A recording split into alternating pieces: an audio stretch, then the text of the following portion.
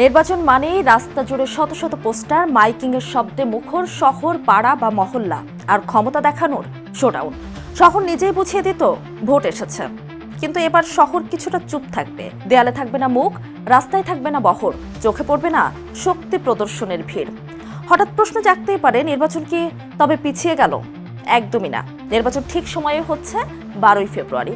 শুধু এবার হবে কিছুটা নীরবে, কড়া নিয়মের ছায়ায়। ত্রয়োদশ জাতীয় সংসদ নির্বাচনকে সামনে রেখে এমন কড়াকড়ি এনেছে নির্বাচন কমিশন, যেখানে প্রচারণার চেয়েও বড় লড়াই হচ্ছে নিয়ম মানা। পোস্টার নিষিদ্ধ, শোডাউন বন্ধ, যানবাহনের লাগাম আর ডিজিটাল প্ল্যাটফর্মে নজিরবিহীন নজরদারি, সব মিলিয়ে এবারের নির্বাচন আগের সব নির্বাচনের চেয়ে বেশ আলাদা। চলুন জেনে নেওয়া যাক।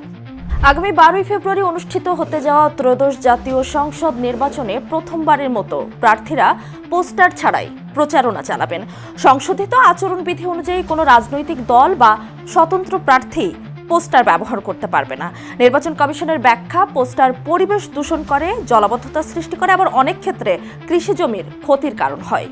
এছাড়া অতীতে পোস্টার লাগানোকে কেন্দ্র করে সংঘর্ষ ও সহিংসতার ঘটনা ঘটেছে। তবে প্রচারণার ক্ষেত্রে প্রার্থীরা লিফলেট, হ্যান্ডবিল, ব্যানার ও ফেস্টুন ব্যবহার করতে পারবেন, কিন্তু তা দেওয়াল, গাছ, সরকারি স্থাপনা, বিদ্যুৎ ও টেলিফোনের খুঁটি বা যানবাহনে লাগানো যাবে না।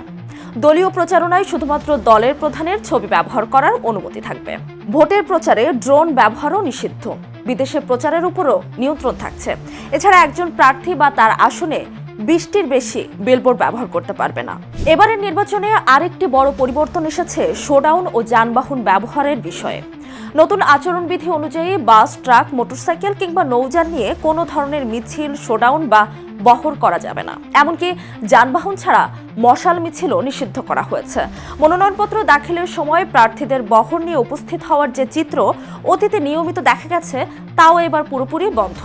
নির্বাচন কমিশন জানিয়েছে, নিয়ম ভাঙলে সঙ্গে সঙ্গে শাস্তিমূলক ব্যবস্থা নেওয়া হবে। ইতোমধ্যে আচরণবিধি লঙ্ঘনের অভিযোগে কয়েকজন প্রার্থীকে জরিমানাও করা হয়েছে, যা কমিশনের কঠোর অবস্থানেরই ইঙ্গিত দেয়। প্রচারণায় আকাশপথ ব্যবহারের ক্ষেত্রেও এসেছে কঠোর বিধিনিষেধ। সংশোধিত আচরণবিধি অনুযায়ী রাজনৈতিক দলের সভাপতি ও সাধারণ সম্পাদক ছাড়া অন্য কেউ হেলিকপ্টার বা অন্য কোনো আকাশযান ব্যবহার করতে পারবেন না। এতে ব্যয়বহুল ও প্রদর্শনমূলক প্রচারণা নিরুৎসাহিত করার বার্তা দিয়েছে কমিশন। এই নির্বাচনে প্রথমবারের মতো সামাজিক যোগাযোগ মাধ্যম ব্যবহারের ক্ষেত্রে স্পষ্ট ও লিখিত বিধিনিষেধ যুক্ত করা হয়েছে। নতুন নিয়ম অনুযায়ী প্রার্থী বা তার নির্বাচনী এজেন্টকে ফেসবুক, ইউটিউব সহ সব সামাজিক যোগাযোগ মাধ্যমের আইডি ও পেজের তথ্য প্রচারণা শুরুর আগে রিটার্নিং কর্মকর্তার কাছে জমা দিতে হবে। সামাজিক যোগাযোগ মাধ্যমে বিদ্বেষপূর্ণ বক্তব্য, বিভ্রান্তিকর তথ্য, ব্যক্তিগত আক্রমণ, নারী ও সংখ্যালঘুদের নিয়ে কটূক্তি কিংবা ধর্মীয় ও জাতিগত অনুভূতির অপব্যবহার সম্পূর্ণ নিষিদ্ধ করা হয়েছে। একই সঙ্গে নির্বাচন সংশ্লিষ্ট কোনো বিষয়ে অসৎ উদ্দেশ্যে কৃত্রিম বুদ্ধিমত্তা বা এআই এর ব্যবহার করা যাবে না। এমনকি তথ্যের সত্যতা যাচাই না করে নির্বাচন সংক্রান্ত কোনো কন্টেন্ট শেয়ার বা প্রকাশ করা যাবে না বলেও বলা হয়েছে আচরণ বিধিমালায়। সব মিলিয়ে এবারের জাতীয় সংসদ নির্বাচন মানে শুধু ভোটের দিনের লড়াই নয়। প্রচারণা শুরুর মুহূর্ত থেকেই প্রার্থীদের প্রতিটি পোস্ট, প্রতিটি শেয়ার, প্রতিটি কর্মসূচি এখন আইনের আওতায়।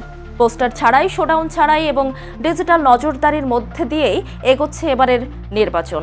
নির্বাচন কমিশন স্পষ্ট করে জানিয়েছে, নিয়ম ভাঙলে ছাড় নেই।